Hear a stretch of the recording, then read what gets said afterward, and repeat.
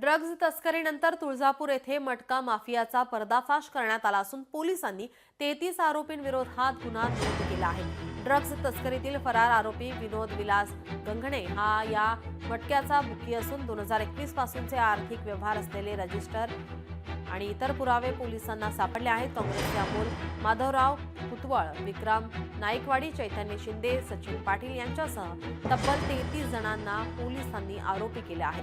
महाराष्ट्र जुगार प्रतिबंधक अधिनियम कलम 4 आणि 5 नुसार तुळजापूर पोलीस ठाण्यात गुन्हा नोंद केला आहे।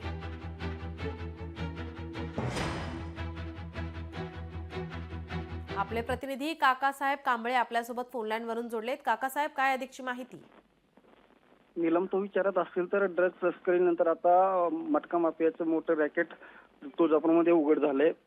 पोलिसांनी तुळजापूरमधील मलबा हिट्समध्ये छापा टाकून तेथे लॅपटॉप आणि इतर कागदपत्रांसह 33 जणांवरती गुन्हा दाखल केलेला आहे आणि आता पुढील तपास पोलीस करत आहेत। जी, धन्यवाद आपण दिलेल्या या माहितीसाठी।